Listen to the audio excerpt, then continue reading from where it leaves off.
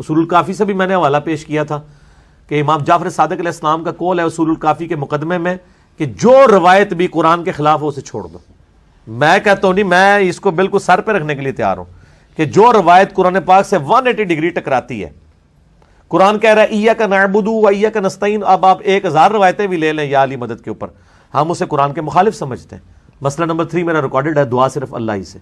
میں تو بڑا خوش ہوں، میں تو اس کو دعوت کے طور پہ ٹول استعمال کرتا ہوں. بالکل ٹھیک ہے. اللہ ہدف دنیا بتاتا ہے، کہتا ہے بول ایاک نعبد و ایاک نستعین. یہاں پہ وہابی شیعوں سے بڑا کھیلتے ہیں، بیچارے جوان پریشان ہو جاتے ہیں. سمپل شبہ ہے جس کا جواب میں بھی دے دیتا ہوں. ایاک نعبد، یہ شبہ محمد علی مرزا نے بھی کیا، ایک کلپ بن جائے تو اس کو بھیج دیجیے گا. ایاک نعبد و ایاک نستعین، ترجمہ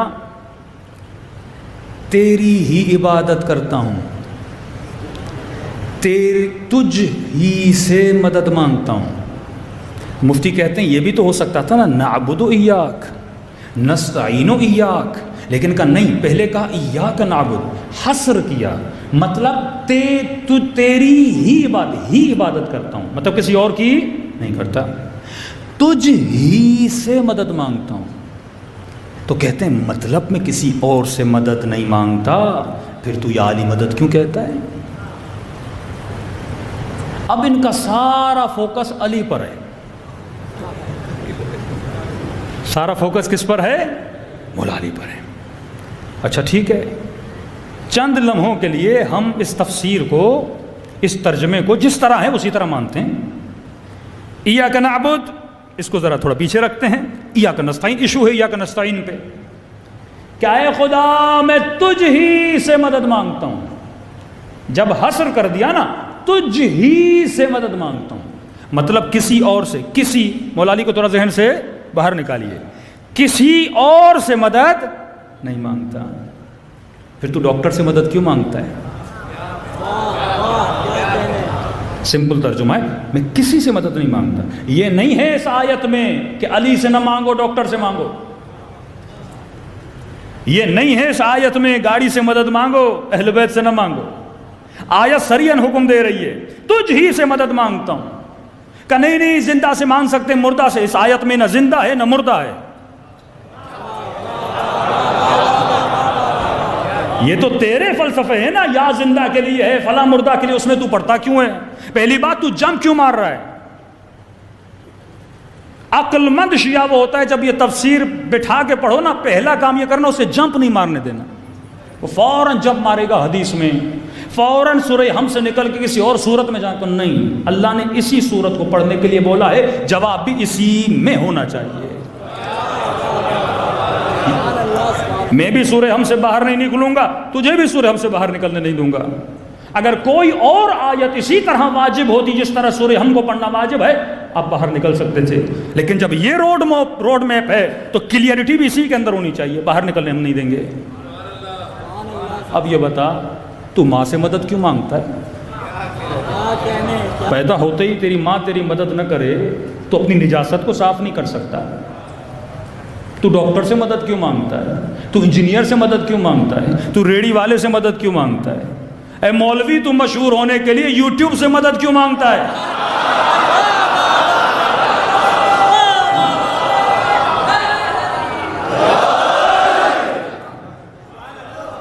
کوئی پوچھے محمد علی مرزا سے، جب ایاک نستعین میں کسی سے مدد نہیں مانگتا، پھر یہ بٹن کیا ہے آپ دکھاتے ہو، یہ سلور ملا، یہ گولڈن ملا. آپ کو مشہور کرنے میں اللہ نے مدد کی تھی، انگریزوں کو یوٹیوب نے مدد کی، آپ کی مسیحیوں کے یوٹیوب نے آپ کی مدد کی، سوشل میڈیا نے آپ کی مدد کی. تو آپ ان آلات و اسباب کی مدد نہ لو نا پیغام خدا کو پہنچانے کے لیے. میں نہیں کہہ رہا میں مخالف ہوں، آیت پہ ٹکا ہوا ہوں. پھر ڈاکٹر کے پاس نہ جاؤ، بیمار ہو جاؤ، ایاک نستعین. کھانا چاہیے، ایاک نستعین. پانی چاہیے، ایاک نستعین. کسی کے پاس نہ جاؤ. ترجمہ اگر یہ کرو گے، کیونکہ تجھ ہی سے مدد مانگتا ہوں، تو ہر عقل مند بندے کے ذہن میں سوال ہوگا، اے خدا کس چیز میں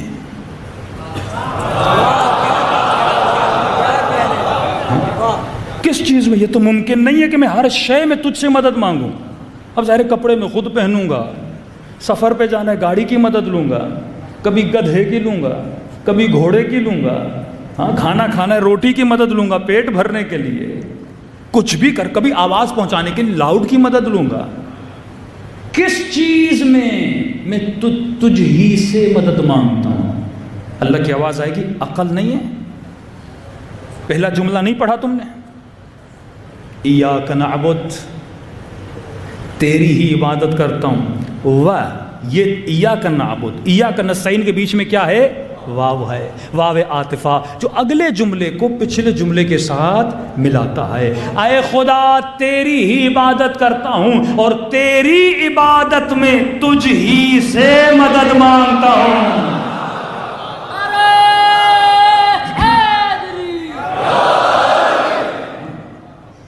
تیری ہی عبادت میں کسی بت سے مدد نہیں مانگتا، کیونکہ اگر بندہ کوئی بنا سکتا ہے تو بنا سکتا ہے. ہاں اللہ نہ چاہے تو ہم اس کے بندے بن سکتے ہیں کیا؟ توحید خالص.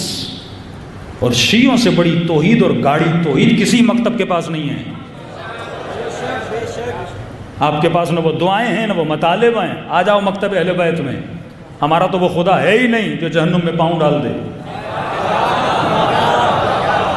گاڑی توحید یہیں سے ملتی ہے. اے خدا تیری عبادت میں تجھ ہی سے مدد مانگتا ہوں. ٹھیک ہے خدایا مدد مانگتا ہوں. ٹھیک ہے تو کس طرح مدد کرے گا یہ بھی تو بتا. اللہ نظر نہیں آ رہا اور بول بھی یہ رہا ہے کہ میری عبادت میں میں ہی مدد کروں گا. اب وہی مدد کرے گا نا. مطلب نقشہ میں تجھے دوں گا، ایڈریس میں تجھے دوں گا. کسی ایرے غیرے سے میری ایڈریس نہ لینا، کسی ان پڑھ سے میری ایڈریس نہ لینا، کسی بت سے میری ایڈریس نہ لینا. ایڈریس میری چاہیے میری سورہ حمد میں آ، میں تجھے ایڈریس دوں گا. مجھ ہی سے راستہ مانگنا. اچھا خدا تجھ ہی سے مدد مانگ رہا ہوں تیری عبادت میں، بتا کیا کروں؟ کہا بولو اہدنا الصراط المستقیم. اب میں تجھے روڈ میپ دے رہا ہوں. اہدنا، ہدایت کر، تو ہدایت کر، تو ہی مدد کر رہا ہے نا، تو ہدایت کر. صراط المستقیم، اس راستے پر جو سیدھا ہے. راستہ ایک ہے 73 نہیں ہے. راستہ ایک ہے کلہم نجوم نہیں ہے. راستہ ایک ہی ہے جو ہدایت کا راستہ ہے. اہدنا، ہدایت کر صراط مستقیم پر. اب بندہ کنفیوز ہوتا جائے گا. اے خدا صراط مستقیم یہ ہے کیا؟ صراط مستقیم ذرا ڈیفائن تو کر. صراط مستقیم کیا ہے؟ مجھے کیا پتا صراط مستقیم کیا ہے؟ اللہ کہتا ہے گھبراؤ نہیں، ڈیفینیشن میں خود دوں گا. شروع سے خود بتاتا ہوا آ رہا ہے کہ صبر کر، آگے جا، جواب تجھے خود مل جائے گا. اہدنا الصراط المستقیم. ہدایت کی دعا مانگ مجھ سے. کس کے لیے؟ صراط مستقیم پر. اے خدا یہ صراط مستقیم کیا ہے؟ پہچان کیا ہے؟ جانوں کیسے؟ پہچانوں کیسے؟ اگر کوئی کسی کو ایڈریس بتاتا ہے نا کہ تو فلاں کونے پہ چلے جانا، ایک دکان ہوگی، ایک تھمبا لگا ہوگا، ہاں، یا فلاں جگہ پہ فلاں گاڑی کھڑی ہوگی، فلاں رنگ کے کپڑے والا بندہ ہوگا. آپ نشانی دیکھ کر راستے کو پہچان جاتے ہو. روڈ جیسے نا بھئی فلاں بورڈ لگا ہوگا تب جا کے آپ کو پہچان لگتی ہے. تو نشانیاں بتائی جاتی ہیں نا، جس طرح انبیاء کی نشانیاں بتاتا ہے، اولیاء کی نشانیاں بتاتا ہے، رسول خدا کی نشانیاں بتاتا ہے. تو اے خدا یہ اس راستے کی نشانیاں کیا ہیں؟ میں اس راستے پہ چلوں تو کیسے چلوں؟ دنیا میں 100 راستے، 100 مولوی، 100 بتانے والے، 100 مفتی، تو بتا میں راستہ کیسے پہچانوں؟ کہ میں تجھے راستے کی نشانی دے رہا ہوں. میں اتنا آسان کر کے بتاؤں گا تو بڑا ایزیلی اس ایڈریس پہ پہنچ جائے گا. صراط الذین، کس کا راستہ؟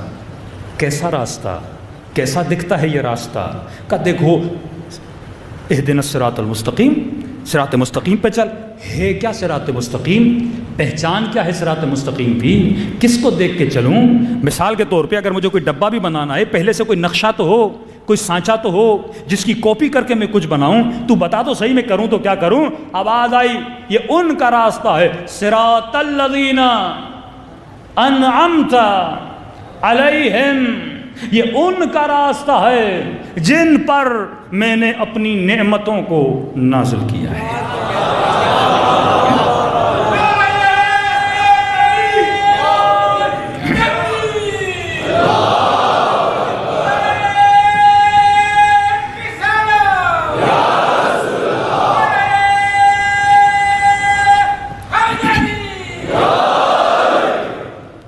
اب یہاں پہ ایک بہت بڑی چھلانگ لگاتا ہے مفتی، آپ نے ٹانگوں کو پکڑ لینا ہے، بھاگنے نہیں دینا اسے۔ فوراً جمعے کا خطبہ دے گا، کہے گا صراط مستقیم پہ چلو، کن کا راستہ ہے؟ انعمت علیہم، جن پہ اللہ نے نعمت نازل کی۔ لوگ پوچھیں گے مفتی صاحب کون ہیں؟ کہ والسابقون السابقون اولئک المقربون، جو سب سے پہلے ایمان لائے، بدر والے، احد والے، میٹھے میٹھے، پیارے پیارے، یہ بولتے ہیں، لٹرلی بولتے ہیں کہ ان کا راستہ ہے۔ تو کسی کو یہ پتا نہیں خدا جب ساری ایڈریس حمد میں دے رہا ہے تو مجھے کہیں اور کیوں لے جا رہا ہے؟ بتانا بھی تو سورہ حمد میں چاہیے نا کہ کن کا راستہ ہے۔ اب یہاں پہ شیعہ بولیں گے انعمت علیہم اہل بیت ہیں، وہ بولیں گے وہ ہیں، وہ بولے گا وہ ہے۔ میں تو باہر نہیں نکل رہا، میں تو سورہ حمد میں اٹکا ہوا ہوں نا۔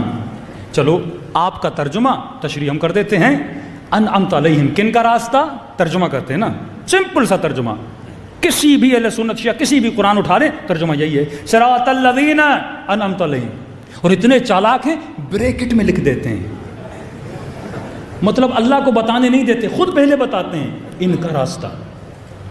پر بریکٹ مارنے کی کیا ضرورت ہے؟ ہم خود ہی سمجھیں گے نا، انعمت علیہم جن پہ اللہ نے اپنی نعمتوں کو نازل کیا۔ اب مفتی کہتا ہے وہ جو پہلے ایمان لائے اللہ نعمت نازل کی، جو پہلے شہید ہوئے اللہ نے نعمت نازل کی۔ ہم نے آج تک انکار نہیں کیا کہ جنہوں نے پہلے اسلام لایا ان پہ نعمت نہیں تھی، لیکن تو یہ بتا ایک مکھی پر اللہ کی نعمت ہے کہ نہیں؟ اب جب یہ بول دیا نا کہ جن پر میں نے اپنی نعمتیں نازل کی، اب ان سب کو جمع کر جن پہ اللہ نے نعمتیں نازل کی ہیں۔ دنیا کا وہ کون سا وجود ہے جس پہ اللہ نے نعمت نازل نہیں کی؟ آپ بتاؤ تو صحیح۔ ایک کبوتر پہ بھی اللہ کی نعمت ہے، زمین پر بھی اللہ کی نعمت ہے، سارے مسلمانوں پر اللہ کی نعمت ہے، تو کیا میں سب کے راستے پہ چلوں؟ بھائی زرداری پہ اللہ کی نعمت ہے کہ نہیں؟ ہے کہ نہیں؟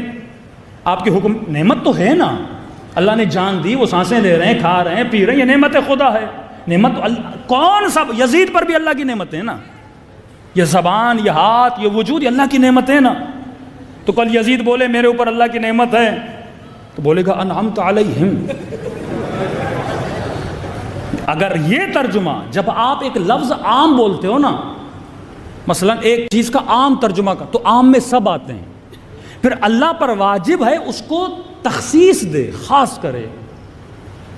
مثلا میں بولتا ہوں یہ پیسے ہیں مومنین کے لیے، تو آپ پوچھو گے مولانا کون سے مومنین؟ کراچی والے، حیدرآباد والے، ایران والے، کس کے لیے آپ ڈونیشن دے رہے ہو؟ اب بولوں گا ایران والے، ایران میں بھی کون سے؟ قم والے، مشہد والے۔ تو ایڈریس جب دو گے تو اس بندے تک پہنچو گے۔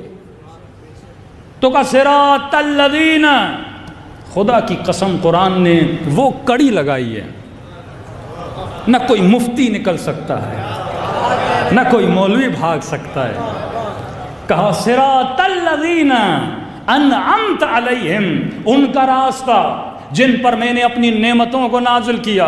تو میں سوال کروں گا پروردگارا، تو نے نعمت تو عارف کاظمی پہ بھی کی، تو نے نعمت آیار سیما برگاہ میں آنے والوں پر بھی کی، تو نے نعمت انسانوں پر کی، تو نے نعمت حیوانوں پر کی، تو نے نعمت پرندوں پہ کی، تو نے نعمت چونٹیوں پہ کی۔ دنیا کا کوئی ایسا وجود نہیں ہے جس پہ تیری نعمت نہ ہو۔ اب بتا تو صحیح ان سارے نعمت والوں میں سے میں کن کے راستے پر چلوں؟ ذرا ایڈریس کو کلیئر تو کر دے۔ تو اللہ کی آواز آئی، گھبرانے کی ضرورت نہیں ہے، میں دو صفت بتا کے جا رہا ہوں، جن کے اندر یہ دو صفات ہیں وہ نعمت والے ہیں۔ خدایا صفت تو بتا۔ آواز آئی انعمت علیہم غیر المغضوب علیہم، پہلی صفت یہ ہے میں ان پہ کبھی غضبناک نہیں ہوا۔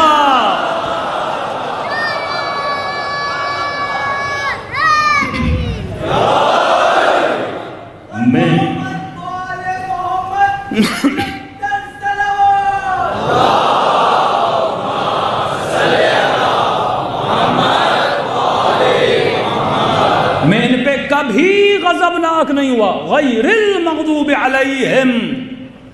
اب جو جنگ احد میں بھاگے کہتے نہیں اللہ نے معاف کر دیا، ہم نے کب کہا نہیں کیا؟ سورہ حدید ہے، اللہ نے معاف کر دیا، لیکن جب بھاگے تھے اللہ غضبناک ہوا تھا کہ نہیں؟ مطلب جس نے زندگی میں ایک دن بھی ایسا گزارا ہو جس میں مخالفت خدا ہو، اس ایک دن میں اللہ غضبناک تھا کہ نہیں تھا؟ اب کوئی ایسا ڈھونڈو جو زندگی میں کبھی غضبناک نہ رہا ہو، پھر بھی اللہ نے کہا شاید مفتی کے لیے گنجائش رہ جائے، بول دے میں نے معاف کر دیا، اللہ نے معاف کر دیا، یہ کر دیا۔ کہ دو صفت بتا رہا ہوں، پہلی صفت یہ ہے غیر المغضوب علیہم، یہ وہ ہیں جن پہ میں کبھی غضبناک نہیں ہوا، اور یہ وہ ہیں ولا الضالین، اور وہ بھی کبھی گمراہ نہیں رہے، جو 40 سال بت پرستی کرتے رہے وہ انعمت علیہم نہیں ہو سکتے۔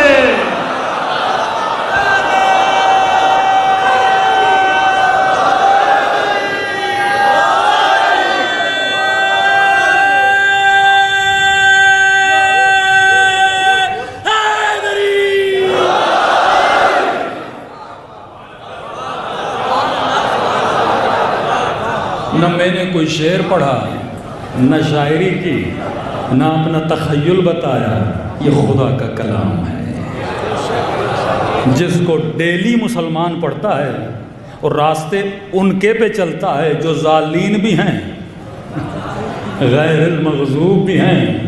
اب کہا کہ اگر کوئی غصے میں آئے تو اس کے غصے کا پتہ کیسے چلتا ہے؟ چہرے سے، چہرہ سرخ ہو جائے بندہ غصے میں، چہرہ پیلا ہو جائے بندہ غصے میں، اللہ تو جسم نہیں رکھتا۔ مجھے کیسے پتا چلے وہ کن پہ غضبناک ہوا؟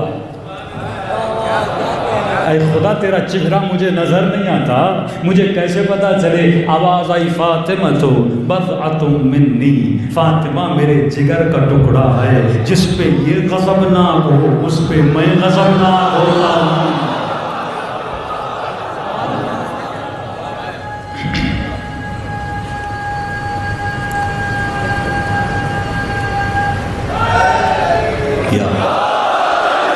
صریحاً اہل سنت کی کتابوں موجود ہے، من ابغضها فقد ابغضنی، جس نے فاطمہ کو غضبناک کیا اس نے مجھے غضبناک کیا۔ تبھی کہا کہ یہ وجہ اللہ ہے، صفات بتاتا ہے خدا۔ اللہ قرآن میں کبھی نام نہیں بتاتا، کیونکہ نام سے زیادہ صفت مضبوط ہوتی ہے۔ اکثر جوان یا بولتے ہیں بھائی اگر 12 امام تھے اللہ قرآن میں نام بتا دیتا، نام نہیں بتاتا۔ اگر اللہ قرآن میں نام بتاتا ابو سفیان اپنے بچوں کے وہی نام رکھ لیتا، سیدھی بات ہے۔ پھر ہم اس پہ ثابت کرتے علی یہ والا نہیں ہے، علی وہ والا ہے، حسن یہ والا نہیں ہے، حسن وہ والا ہے۔ اب مفتی اسی میں بحث چھڑی رہتی، اللہ نے کہا نام نہیں بتاؤں گا، تو سیانا ہے تو میں بھی تیرا رب ہوں، تو مکر کرتا ہے تو میں خیر الماکرین ہوں۔ میں صفت بتاؤں گا، کہا اپنا نام بتاؤں گا، نبی کا نام بتاؤں گا، تیسرے کی صفت بتاؤں گا، انما ولیکم اللہ والرسول، میں ولی، میرا رسول ولی، تیسرا وہ ولی جو حالت رکوع میں زکوٰۃ دیتا ہوا نظر آ جائے۔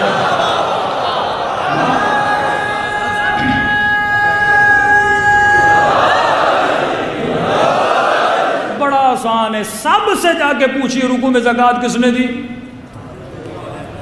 کہتے علی نے دی، سب کہتے ہیں علی نے دی۔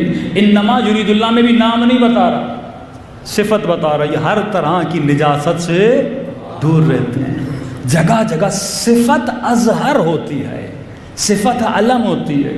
اب مثال کے طور پر مجمع میں میں کسی کو 5 لاکھ دوں اور بولوں حیدرآباد چلے جاؤ، دوں گا نہیں، مثال دے رہا ہوں، حیدرآباد چلے جاؤ اور فلاں آدمی ہے نام علی ہے، اسے جا کے 5 لاکھ دو۔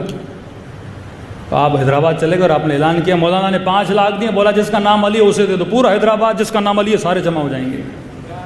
لیکن اگر میں صفت بتا دوں نا، وہ علی جس کی شکل ایسی ہو، وہ علی جو سخی ہو، ہاں تبھی مولا فرماتے ہیں میرے شیعہ تو ہو، شیعوں والی صفات پیدا کرو۔ اللہ نے سب سے پہلے حجت کی اطاعت کو واجب کیا۔ قرآن کہتا ہے یاد کرو اس وقت کو جب خدا نے فرشتوں سے کہا کہ میں اپنا پہلا خلیفہ زمین کے لیے بنانے لگا، اور جب میں بناؤں اس کے ہاتھ میں بیعت نہیں کرنی، اسے سجدہ کرنا ہے۔ اللہ خود کہہ رہا ہے کہ حجت کو سجدہ کرو۔ وہ جو کہتا ہے کہ شرک سے بچو، جو قریب بیٹھے آپ نے تھوڑی زحمت فرمائی، وہ جو کسی غیر کے سامنے جھکنے نہیں دیتا، وہ کہہ رہا ہے کہ میں کہہ رہا ہوں اسے سجدہ کرو۔ فَإِذَا سَوَيْتُهُ وَنَفَخْتُ فِيهِ مِن رُوحِي فَقَعُوا لَهُ سَاجِدِينَ، جب میں آدم کے ڈھانچے کو درست کر لوں اور اس میں اپنی روح پھونکوں تو فوراً سجدہ کر دینا۔ اس کا مطلب کہ سجدہ آدم کو نہیں، سجدہ روح کو ہوا تھا۔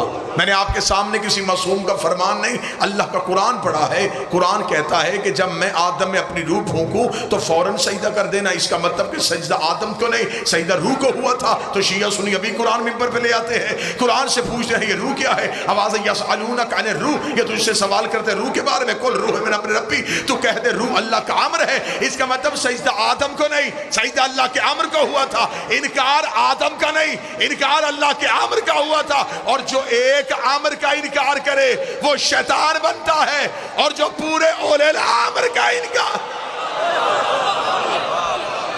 جس نے ایک امر کا انکار کیا اللہ نے اسے شیطان بنا۔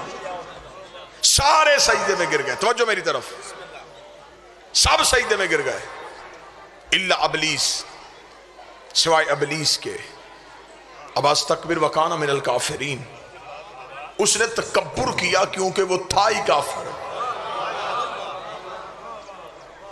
ابلیس نے کہا کہ میں سجدہ نہیں کروں گا، اور اللہ نے کہا یہ تھا ہی کافر، یہ نہیں کہا کہ یہ اب کافر بنا۔ خدا نے کہا یہ تھا ہی کافر۔ میرے مالک کافر کہاں سے تھا؟ یہ تو فرشتوں میں بیٹھتا تھا۔ فرمایا بیٹھتا تھا کافر۔ میرے مالک یہ تو نمازیں پڑھتا تھا، فرمایا پڑھتا تھا کافر۔ اس کا مطلب کہ لعنتی معصوموں میں بھی بیٹھا ہو۔ آج بندے ہم پہ اعتراض کرتے ہیں کہ فلاں بندہ لعنتی معصوموں میں بیٹھا ہو، وہ لعنتی ہو۔ آج بندے ہم پہ اعتراض کرتے فلاں بندہ اتنا غلط تھا تو نبی نے محفل سے اٹھایا کیوں نہیں؟ 1400 سال کے بعد شیعوں کو پتا چل گیا کہ یہ بندہ ٹھیک نہیں، نبی کو نہیں پتا تھا یہ بندہ ٹھیک نہیں، نبی نے اپنے پاس کیوں بٹھایا؟ اللہ کو نہیں پتا تھا کہ ابلیس نے سجدہ نہیں کرنا، اسے فرشتوں میں کیوں بٹھایا؟ خدا نے کہا نکل جا، اب بھی نکل جا، تو نے اگر آدم کو سجدہ نہیں کرنا۔ اچھا میرے سامنے ذمہ دار چہرے بیٹھے ہیں، ابلیس نے یہ نہیں کہا تھا کہ میں تجھے سجدہ نہیں کروں گا، اس نے کہا تھا میں اسے نہیں کروں گا، اس نے اللہ کا انکار نہیں کیا۔ ابلیس کل بھی یا اللہ مدد کا قائل تھا، اب ذہنی طور پہ جاگے تو پھر بات سمجھ، آج بھی اس نے اللہ کا انکار نہیں کیا، اس نے حجت کا انکار کیا۔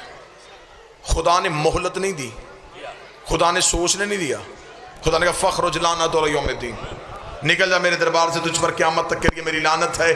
آؤ سارے شیعہ سنی مل کے اللہ سے سوال کرتے ہیں، میرے مالک تو غفار الذنوب ہے، تو ستار العیوب ہے، تو گناہوں کو معاف کرتا ہے، تو غلطیوں کو بخش دیتا ہے، اور تیرا اپنا حکم ہے کہ میں آخری سانس تک توبہ کا دروازہ کھلا رکھتا ہوں، ہو سکتا ہے کہ شرمندگی کے بعد توبہ کرے تو میں توبہ قبول کر لوں۔ ابلیس نے کہا کہ میں سجدہ نہیں کرتا، تو نے ابلیس کو نہ مہلت دی، نہ تو نے توبہ کی گنجائش دی، تو نے اتنی جلدی اسے لعنتی بنا دیا، اتنی جلدی اسے لعنتی بنا دیا۔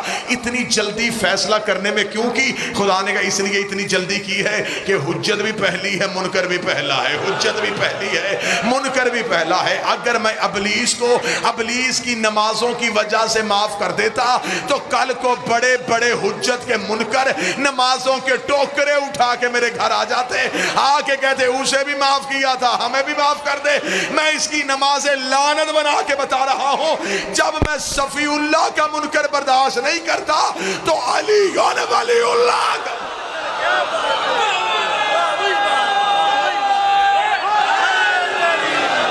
آواز تھوڑی ٹھیک کرو, آواز تھوڑی تیز. بسم اللہ.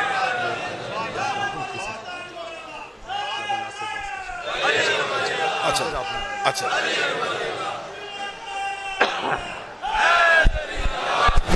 متوجہ صاحبان, زمانے میں علی والوں کی سلطانی نہیں جاتی, زمانے میں علی والوں کی سلطانی نہیں جاتی, اس بات منافق کی پریشانی نہیں جاتی, اس بات منافق کی پریشانی نہیں جاتی.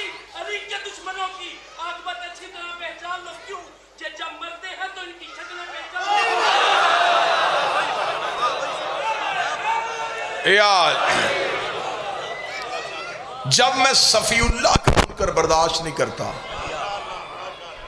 تو علی ولی اللہ کا منکر کیسے برداشت کرتا؟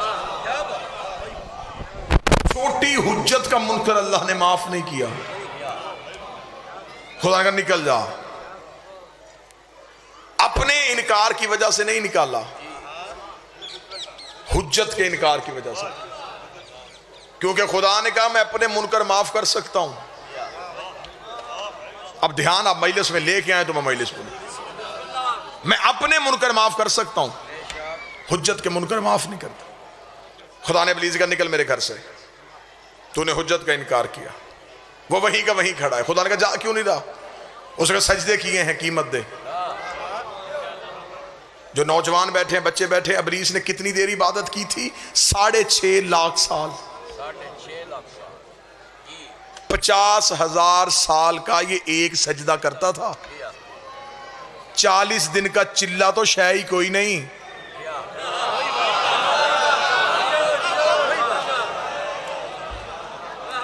بندے 4 نمازیں پڑھ کے علی کو بھونک رہے ہیں. 6.5 لاکھ سال عبادت کی. اتنا بڑا نمازی حجت کے انکار کی وجہ سے اتنا ہی بڑا لعنتی ہو گیا. خدا نے کہا نکل, اس نے کہا 2 چیزیں دے دے, طاقت, مہلت. توجہ پوری, ایک جہاں چاہوں وہاں پہنچوں, اور ایک مجھے موت نہ آئے. آج کسی بھی مولوی کے سر پہ قرآن رکھ کے پوچھئے ابلیس کے پاس طاقت ہے, کہتا جی ہے. ابلیس ہر جگہ چلا جاتا ہے, جی ہر جگہ چلا جاتا ہے. اسے جا کے کوئی ملنگ کہے نا کہ علی ہماری مدد کرتا ہے, وہ تو ایک علی ہر جگہ کیسے چلا جاتا ہے؟ خدا تجھ پہ لعنت کرے, اللہ اپنے دشمن کو طاقت دے سکتا ہے, اپنی حجت کو طاقت نہیں دے سکتا. اس کا دشمن ہر جگہ پہ جا سکتا ہے, اس کی حجت ہر جگہ پہ کیوں نہیں جا سکتا؟ پھر اسی مولوی سے پوچھو ابلیس ہے, وہ کہتا جی ہے. نظر آتا ہے؟ نہیں. اور اگر ہم کہیں جی ہمارا 12واں امام ہے تو فوراً کہتا نظر کیوں نہیں آتا؟ یہ اپنی اپنی قسمت کی بات ہے. کسی کا شیطان زندہ ہے,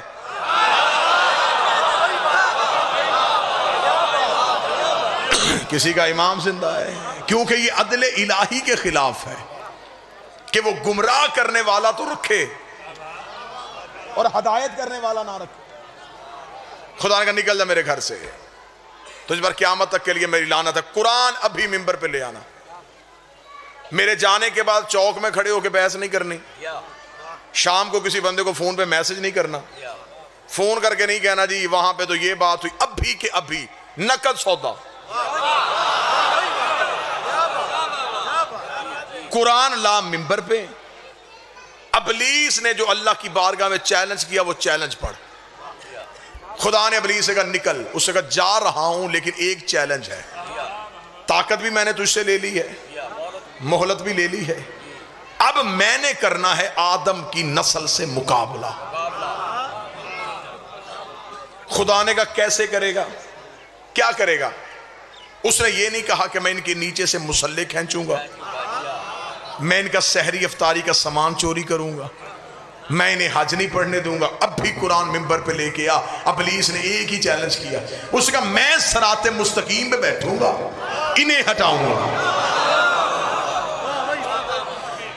چیلنج میں نے پڑھ دیا. ابلیس نے کہا میں صراط مستقیم کے قریب آدم کی نسل میں سے کسی کو نہیں آنے دوں گا. مرضی کا شہر منتخب کر لے, مرضی کا وقت منتخب کر لے, مرضی کے مولوی بلا لے. شیعہ قوم کا یہ ماتمی آنے کے لیے تیار ہے. پہلے یہ فیصلہ کرو یہ صراط مستقیم ہے کیا, جس سے شیطان روکتا ہے وہ ہے کیا. شیعہ کتاب چاہو میں شیعہ دکھا دوں گا, سنی کتاب چاہو میں سنی دکھا دوں گا. ملا علی متقی جیسا بندہ کنز الامال میں لکھ گیا کہ مدینے کی مسجد میں کائنات کا نبی خطبہ دے رہا تھا. ایک صحابی نے آ کے پوچھا یا رسول اللہ ما ھذا صراط مستقیم, یہ صراط مستقیم کیا ہے؟ نبی نے چہرہ پھیرا, صحابی ادھر سے آیا, نبی نے رخ پھیرا, صحابی ادھر سے آیا. یا رسول اللہ یہ صراط مستقیم کیا ہے؟ ملا علی متقی کہتے بھی رسول نہیں بولے تھے. یہ مسجد کے دروازے پہ ابو طالب کا بیٹا علی آ گیا. رسول نے صحابی سے اپنا سوال دوبارہ کر, اس نے کہا یہ صراط مستقیم کیا ہے؟ ملا علی متقی کہتا رسول نے اپنے دائیں ہاتھ کی انگلی کو علی کی جانب بڑھا کے 3 دفعہ کہا ھذا علی صراط مستقیم, ھذا علی صراط مستقیم, ھذا علی صراط مستقیم. ابلیس نے کہا تھا میں بندوں کو صراط مستقیم کے قریب نہیں آنے دوں گا. اب پتہ چلا ابلیس لا الہ سے نہیں روکتا, علی ولی اللہ سے.